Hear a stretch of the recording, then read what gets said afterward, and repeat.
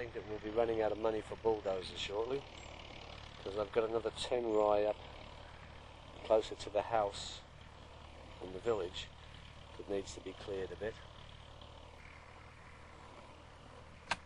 And I think it was well worth the money to get the dozers in instead of having 100 men with little axes hacking away at the jungle trying to clear it. Anyways, that's it for now. We'll move on and upward. Fade out.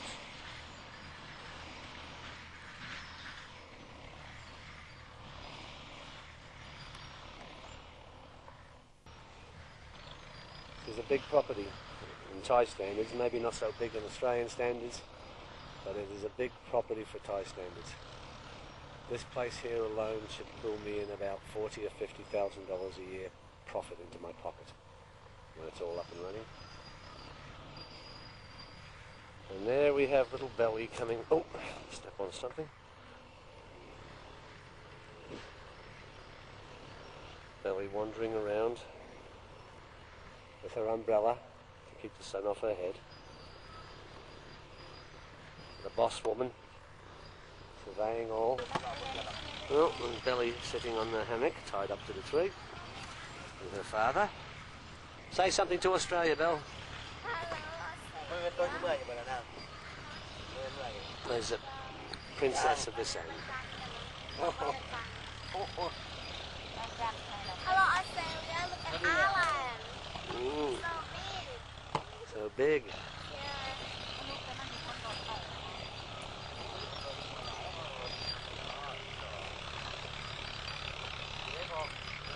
There is more land behind these trees, but it goes into the river, and it's wise to leave the trees for the wildlife and to stop soil erosion when the rains come.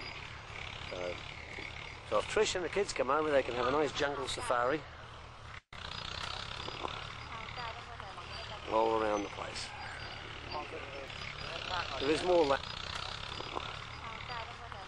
all around the place. Jungle as well, yeah. And that's the border over there.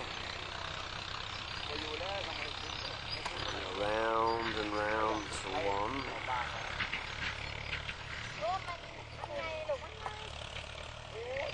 Over there.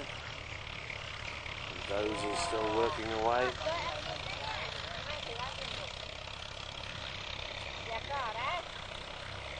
In the dust.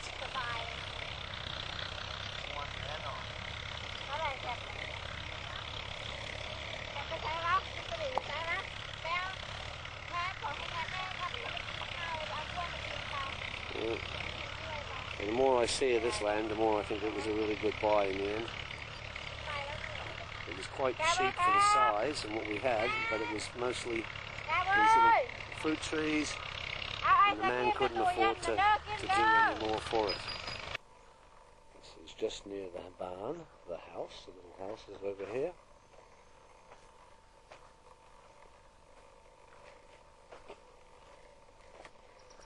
Again.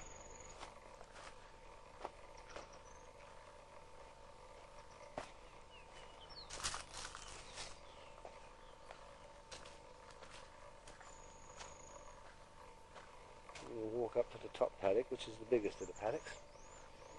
All rubber trees again. Okay, over in those trees, there's where the house is. And if I pan around, you can see where the tractors come through and taken all the fruit trees away, just leaving the rubber trees. As I said, there is about 1,200, 1,400 rubber trees there. This is on the top of the hill. Over there is the bottom paddock, as I said, where the lake would be, behind those trees, and goes down. Oh, a paddock, which is the bigger one. And the other trees end. Trees end. Let's see what the finished job looks like. Lower paddock. It goes down to the river, which is where those trees are. This is the end of the planted rubber trees. And we'll walk down towards the river a little bit. see the rows of rubber trees. It's very hot, it's about 38 degrees at the moment. Very dry, sandy, like an Australian desert. I worry about the water. There's quite a few trees here that have been died from drought, because it's on top of the hill, so I'm not getting as much water as if you were further down. And some of them look like they've been eaten by wandering water buffalo, which means I have to get more fences put up. Although some last one's growing quite well.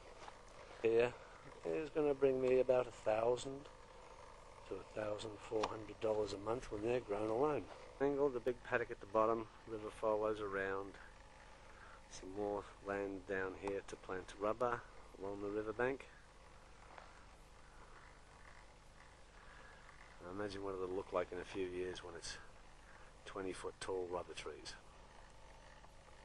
There's a deer going around taking the little off growths which grow on the side of the rubber trees, which you've got to take off.